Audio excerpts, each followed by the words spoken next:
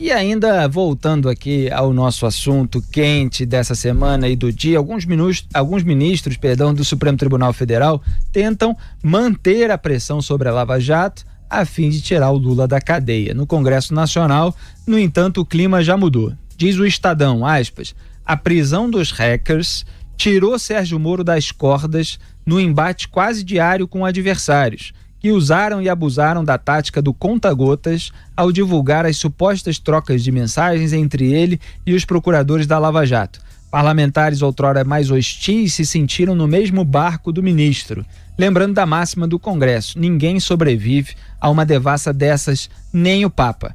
Fecho aspas. Isso é o Estadão, Zé Maria Trindade, falando que o Moro saiu das cordas nesse embate quase diário com os adversários. É bom a gente lembrar que o Moro falou lá durante mais de 8 horas no Senado Federal, depois muitas horas também na Câmara dos Deputados, e é claro que a Polícia Federal descobrir quem é que estava hackeando esses aplicativos de celulares, em termos políticos, serve como um respiro ao Sérgio Moro. Mas em termos práticos, para quem analisou aquele material e para quem vê que não tem nenhuma ilicitude, isso já era meio esperado, né? Quer dizer, passa-se ali o período do furacão e se a Polícia Federal fizer bem o seu trabalho, a gente vai chegar no verdadeiro crime, né? Eu me lembro de uma fala do então senador Pedro Simon sobre denúncias contra um ministro. E ele dizia, ministro, pede logo demissão, ninguém aguenta uma pressão assim. Isso porque na política sempre se faz concessões e sempre se tem um caminho tortuoso, né? Então, se você pegar qualquer um e aproximar uma lupa, é aquele de perto todo mundo é bandido, não tem aquela história de perto ninguém é normal, é mais ou menos isso. Então, há essa crença no Congresso Nacional, há essa crença entre os políticos. Só que isso não vale para o Sérgio Moro, que era um juiz e que agora chega na política, né, novo na política, e que entrou exatamente numa época em que não se faz concessão. A gente pode destacar aqui, colocar uma lupa sobre a atuação do ministro Sérgio Moro, que está em recesso, né, está em férias, mas que comanda, a gente vê que comanda a Polícia Federal. Nunca um ministro comandou tanto assim uma Polícia Federal, porque a Polícia Federal se resguardava. Veja bem, veja a lista dos ex-ministros da Justiça, você vai entender por quê. Agora não, a Polícia Federal mais que dominou o Ministério da Justiça. Está forte em vários setores, no COAF tem Policial Federal, em vários setores ali do Ministério da Justiça, né?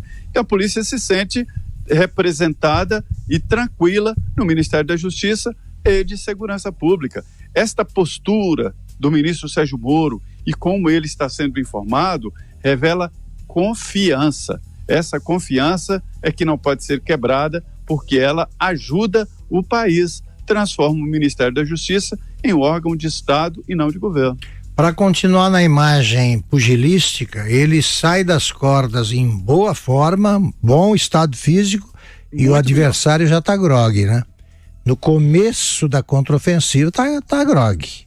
Vamos ver como é que ele vai ficar com as próximas revelações. Vem muita coisa aí, gente. E quando se diz nas cordas, é até uma palavra que não deveria ser usada, porque a gente está se referindo aos ataques que ele sofre da oposição, essa oposição mais histérica, são os petistas. É uma posição de defesa. Exatamente. Uma posição de defesa. Sai de uma posição de defesa. Não necessariamente, porque nas cordas parece que o sujeito realmente está encurralado e não tem saída. Mas ele estava numa posição de defesa, agora defesa serena, feita com muita paciência, um espetáculo de paciência que ele teve para enfrentar todos os ataques dos petistas, do pessoal do PSOL, do pessoal do PCdoB também. Acabou de sair a informação também que o Sérgio Moro avisou ao STF que os ministros do Supremo também foram alvo de hackers. Olha a generosidade do Sérgio Moro aí, alertando. É claro que é uma função institucional, estou sendo irônico, mas ele está alertando aqueles ministros que compõem o STF, que geralmente, alguns dos quais o atacam com frequência. E também é um bom sinal político. Bom político, eles ficam gratos. Exatamente. Ficam gratos aquele material. E tem uma nova informação aqui, que é o seguinte: o STJ, Superior Tribunal de Justiça, informou que Sérgio Moro disse ao presidente da corte do próprio STJ, João Otávio de Noronha, que o material obtido na invasão do seu celular, o celular do João Otávio de Noronha vai ser descartado para não devassar a intimidade de ninguém. O ministro da Justiça tem ligado hoje para autoridades importantes da República para comunicar diretamente que eles foram alvos dos ataques. Rodrigo Maia e Davi Alcolumbre entre eles, informa o antagonista. Então, é isso aí, Augusto Nunes. O Sérgio Moro, que é o ministro da Justiça, está avisando que o material vai ser descartado, porque ele não é o Glenn Greenwald. Ele não vai devassar a intimidade de ninguém a partir de uma violação criminosa de aplicativo de celular. Nós, todos brasileiros que acompanham determinadas situações, devem ter uma imensa curiosidade sobre o que tem nas conversas privadas de ministros do Supremo Tribunal Federal, por exemplo. Agora, uma violação criminosa de celular vai fazer a gente divulgar esse material? Aqui não, Augusto. Não, aqui não.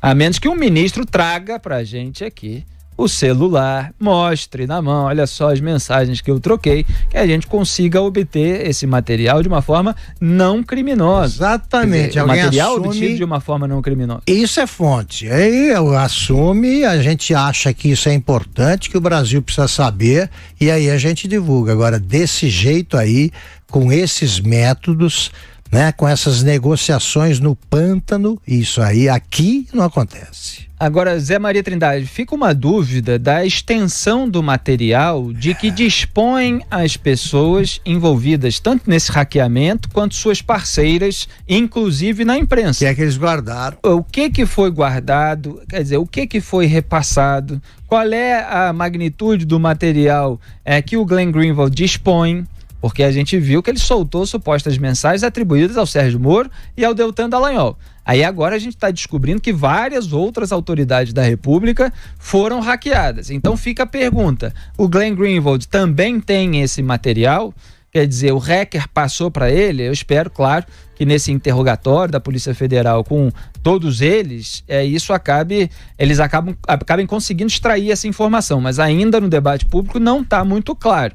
Então não sabemos exatamente qual é a dimensão do material de que dispõe o Glenn Greenwald. Por exemplo, Zé Maria Trindade, por especulação lógica, ele pode ter acesso a um material muito mais vasto do que publicou até agora, mas pode ter preferido politicamente publicar o material que dizia respeito ao Sérgio Moro ou ao Deltan Dallagnol. E aqui, com toda a justiça, também existe a outra hipótese de que ele só tinha esse material e o material já foi assim recortado dentro dos alvos de interesse do Glenn Greenwald ao ser repassado para ele. Então ficam essas perguntas, né? Alguns sites especializados nesse tipo de hackeamento e publicação, eles não adotam nenhum critério, eles simplesmente publicam tudo. Foi o caso daqueles e-mails envolvendo a ex-presidente Dilma e todos os comunicados internacionais de vários países, né? Isso aí tudo foi publicado. E a gente precisa saber qual é o critério, qual é a cartilha do Glenn Greenwald. É difícil de estabelecer ali eu adoro critério, porque critério define tudo, né? Pode isso, não pode aquilo e tal. Então, qual é o critério dele? Me perguntaram hoje por onde passei aqui, inclusive no Palácio, assim, e por que não saiu nada do Jair Bolsonaro? Por quê? Será que ele está aguardando? Será que ele amarelou? Né? O que aconteceu? O ministro Sérgio Moro está tendo um critério, uma postura. Ele vai falar a todos que tiveram o telefone invadido, né, que os telefones foram invadidos, inclusive com esta justificativa de que o material vai continuar em sigilo, porque o sigilo seria quebrado ontem, né, e depois transferiu para hoje. Mas é preciso saber exatamente o que divulgar. Uma investigação assim, eu odeio sigilo nessas coisas. Mas nesse caso, pode-se fazer uma liberação da investigação, dos depoimentos, mas nunca do conteúdo, porque aí você estará quebrando o sigilo de pessoas que não têm nada a ver com essa história. Entre esses 1000 aí, existem pessoas que estão longe, inclusive, daqui do poder, e ninguém sabe por quê. Então é preciso saber qual é a cartilha deles, do Intercept, e por que ele privilegiou o ataque à Lava Jato, né? E se ainda vai divulgar. Se fosse uma decisão correta, uma decisão criteriosa, seria como sempre fazem, né? já que recebeu tudo assim, joga tudo lá e cada um se vire lá para apurar. Agora, fazer uma publicação desse tipo, isso não é jornalismo e isso é militância, sim. E a assessoria de imprensa do Supremo Tribunal Federal informou que não vai comentar os ataques de hackers sofridos por ministros da Corte. Vamos ver se os nomes desses ministros que foram alvos de hackeamento serão divulgados aí nas próximas horas. Agora, Augusto Nunes, seria curioso, a gente aqui não legitima o crime, não publica material que foi obtido de uma forma criminosa. Agora, não dá para deixar de constatar, Augusto, que imagina só, esses ministros do STF que ironizaram o conteúdo das supostas mensagens entre o Sérgio Moro e o Deltan Dallagnol. Aí comecem, vamos supor que saia aí a divulgação de mensagens privadas obtidas dos celulares deles por meio de violação criminosa e que eventualmente até revelem alguma coisa que possa ficar ali na fronteira da impropriedade, da irregularidade ou até da ilicitude. Você imagina a reação desse pessoal? Seria interessante, né? Da coceira esse tipo de hipótese, porque a gente, claro, nós não faremos isso, mas aí eles iam ver, iam sentir na própria pele, de fato, o que é esse tipo de crime. E como é que eles iam reagir? Eles iam continuar dizendo que não tem importância o que fizeram os hackers? Aí é que a gente ia ver a verdade. Eu quero saber quais foram os ministros do Supremo hackeados. Isso aí é uma informação importante. Não precisa ficar oculta a lista de nomes hackeados, né? O conteúdo, nem pensar, mas os nomes, por que não? É importante, de repente você tem só 3, 4 ministros hackeados aí, outros não. Isso é informação. Isso é informação e isso interessa aos leitores, aos brasileiros, aos cidadãos, interessa sim. E o Gilmar Mendes, aquele que tinha um ataque à Lava Jato fixado em vídeo na conta de Twitter de um dos hackers, o Gilmar Mendes, ele deu um chilique na época em que houve um indício de grampeamento lá em torno dele, que poderia ter captado alguma coisa, deu um ataque histérico. Agora, quando os outros são hackeados, ele gosta, se diverte, tripudia em cima, ele e seu parceirão lá no STF, Ricardo Lewandowski. Então agora vem essa informação que a gente aqui lamenta, que houve hackeamento dos ministros do Supremo Tribunal Federal. Agora, como é que vão reagir? Aí vai a assessoria, Zé Maria Trindade, e diz que eles não vão comentar. É melhor, né? Porque como é que vai ser? Ironiza quando é com os outros, aí quando é com eles, eles calam, eles silenciam. Talvez o silêncio seja menos vergonhoso do que eles tentarem dar alguma explicação, né, Zé Maria? É o famoso, né? O pau que bate em Chico, bate em Francisco, o pau que bate em Francisco, bate em Chico. Eu me lembro desse episódio aí, de um grampo telefônico em uma conversa entre o ministro Gilmar Mendes e o então senador da República, Demóstenes Torres. E o conteúdo foi confirmado pelo senador Demóstenes Torres, né, de que realmente houve. Aí foi uma confusão e tal, o ministro protestou e realmente é grave. Houve no Supremo cuidados especiais, falaram até numa possibilidade, numa tecnologia nova de gravar conversa de longe através das cortinas, e aí colocaram as cortinas pretas lá para impedir essa gravação, porque isso aí é histórico, né? Sempre houve esta tentativa de entrar em sistemas de comunicação. A gente vê que a ideia do computador, né, a invenção do computador foi exatamente através de uma tentativa de grampo, né?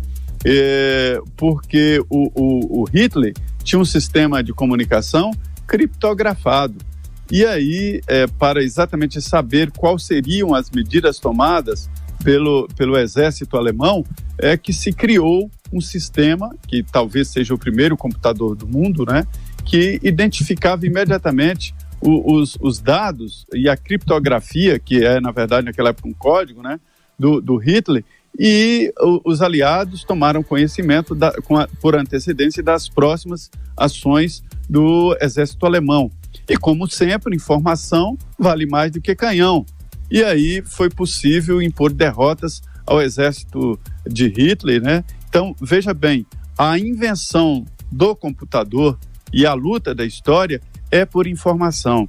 Há quem diga, e o livro Sapiens diz exatamente isso, de que um dos motivos do sucesso do Sapiens é exatamente de falar coisas que não existem, porque existem comunicações entre animais, mas os Sapiens são os únicos que falam sobre coisas abstratas e que não existem, e que a fofoca foi o principal motivo de supremacia dos Sapiens. Isso porque, através da fofoca, se fazia um controle social. Aquele sujeito é ruim, aquele não presta, aquele é ético, aquele é bom e tal. E o sistema de comunicação evoluiu, e evoluiu muito. Então, é histórico essa história de tentar saber sobre comunicações. Mas só que foi preciso controlar, e é crime.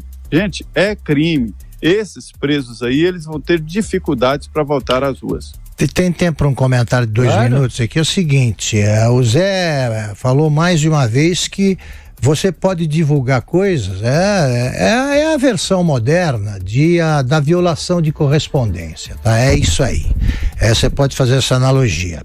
E o Zé falou que isso aí pode, e já ocorreu isso com uma certa frequência, pode acabar com um casamento, tá certo? Uma informação qualquer dela acaba com isso. Pois bem, pode mudar a história isso, inclusive. Então vamos lá. Em 1930, o João Pessoa foi assassinado, tinha sido candidato a vice, derrotado, né, do Getúlio Vargas, e ele foi assassinado, e a morte dele acabou sendo a razão invocada para começar a Revolução de 30, que mudou tudo aqui no Brasil. Ele não foi assassinado por motivos políticos. Ele foi assassinado pelo seguinte, que o João Dantas era um político de Princesa, lá no interior da Paraíba, adversário do João Pessoa, que era o governador. O João Pessoa, nessa briga, ele instruiu o chefe de polícia para que fizesse uma busca numa casa que o João Dantas tinha que o João Dantas tinha na capital, que ainda não se chamava João Pessoa, evidentemente, né? O João Pessoa era vivo, e descobriram cartas amorosas, ali com conteúdo amoroso, trocadas por ele com uma poeta, dizem agora, e escritora, tal. E era um caso extraconjugal. O João Dantas foi aconselhado a sair da cidade e tal, ir lá para Olinda. Lá ele soube, aí virou um caso pessoal, e ele humilhado e a mulher também. Ele soube que o João Pessoa visitaria o Recife e que estaria numa confeitaria. Foi para lá com um revólver e matou o João Pessoa. Começou a Revolução de 30, por causa da violação de correspondência, do uso de informações privadas. O Brasil está distante de 1930, mas esse tipo de problema pode levar a reações que escapam ao controle. Não se brinca com a privacidade das pessoas. Nós, jornalistas, temos consciência de que isso pode resultar em assassinatos morais. E é por isso que temos o cuidado aqui, neste programa, sobretudo, para não ultrapassar determinadas fronteiras.